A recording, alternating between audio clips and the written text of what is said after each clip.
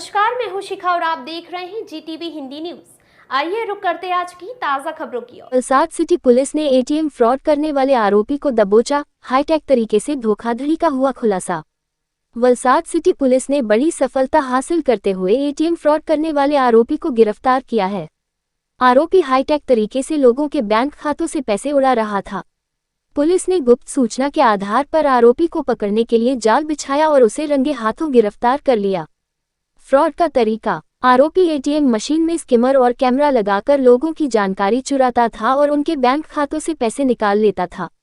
Police ने आरोपी के पास से नकदी, फर्जी एटीएम कार्ड और अन्य उपकरण जब्त किए हैं।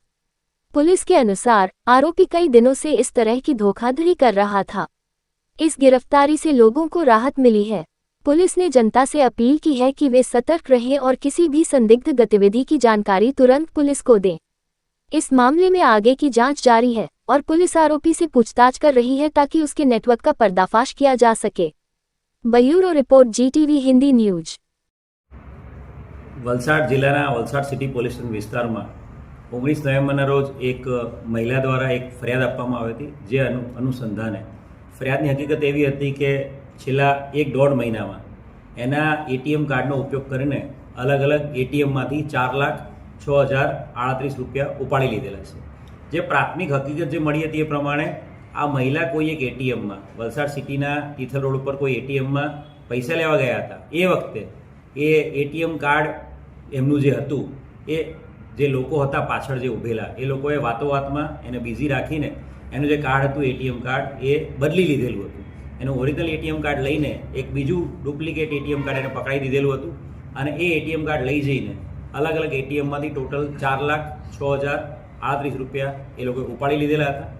બનાવની ગંભીરતાને ધ્યાને રાખીને વલસાડ સિટી પોલીસ સ્ટેશનના પીઆઈ દિનેશ પરમાર અને ડીસ્ટાફ પીએસઆઈ અને તમામ ટીમ આમાં કામે લાગેલી હતી।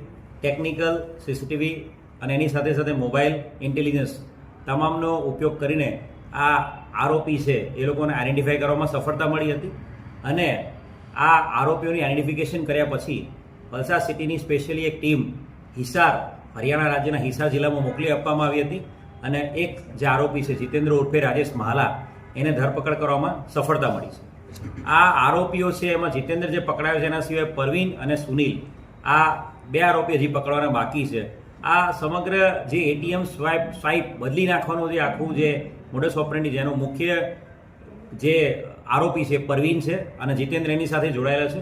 આરોપીઓ બાય કાર ત્યાંથી હિસાર હરિયાણાથી નીકળ્યા હતા અને એ લોકોની મોડસ ઓપરેન્ડી એવી છે કે એ લોકો જે અલગ અલગ એટીએમની અંદર મશીનની અંદર જે પૈસા ઉપડાવેલા જે લોકોને એટીએમ કાર્ડમાંથી પૈસા ઉપડવામાં તકલીફ પડી રહી છે અથવા તો જે ભોળા લોકો છે જે લોકો કાર્ડ એમનું અંદર હોય છે નીકાળવામાં તકલીફ પડે છે તો પૈસા ઉપડવામાં તકલીફ પડે છે, જેને પિન નંબર નાખ્યા પછી એ લોકોને એન્ટ્રી કરવામાં તકલીફ પડે છે, એવા લોકોને આઈડેન્ટિફાઈ કરી લેતા હતા અને એ લોકોને મદદ કરવાના બહાને અથવા તો પછી એ એટીએમ યુઝ કરનારા વ્યક્તિને અમારે ઉતાવળ છે એમ કરીને એ લોકોને ઉતાવળ કરાવીને એમનું કાર્ડ લાવ હું તમારું કાર્ડ આપી દઉં છું એમ કરીને કાર્ડ આપવાના જગ્યાએ એનું કાર્ડ લઈને બીજું કાર્ડ આપી દેતા હતા।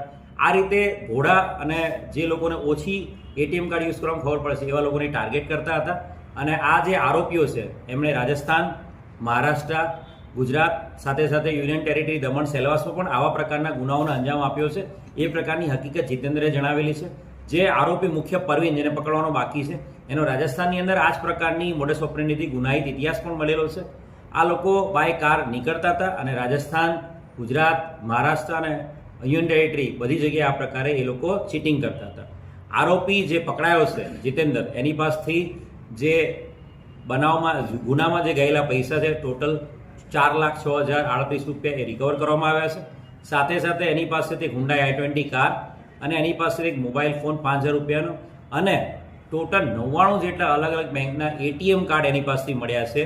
જે એટીએમ કાર્ડની ડિટેલ્સ અમે અલગ અલગ બેંકોમાંથી હાલ કઢાવી રહ્યા છીએ અને એટીએમ કાર્ડના જે ઓનર્સ છે એનો પણ સંપર્ક કરવામાં આવશે, જેથી કરીને અલગ અલગ રાજ્યોમાં બીજી કોઈ જગ્યાએ આ પ્રકારની મોડસ ઓપરેન્ડીથી ગુના આચરેલા હોય એમને તો એમની વિરુદ્ધમાં ગુના દાખલ કરાવી શકાય। હાલના તબક્કે જે જીતેન્દ્રની પૂછપરછ કરતા એવું ખબર પડે કે સુનિલ નામનો એક વ્યક્તિ છે ડ્રાઈવર, એ આ લોકો સાથે જોડાયેલો હતો અને સુનિલ ગાડી ડ્રાઈવ કરતો હતો અને પરવીન અને જીતેન્દ્ર એ લોકો હરિયાણાથી નીકળતા હતા અને અલગ અલગ જગ્યાએ આ રીતે એટીએમ મશીનો ટાર્ગેટ કરતા હતા અને જ્યાં ભોળા લોકો જે લોકોને અમુક લોકોને જેને એટીએમ કાર્ડ યુઝ નથી करता આવડતું બરોબર એવા લોકોને લોકો ટાર્ગેટ કરતા।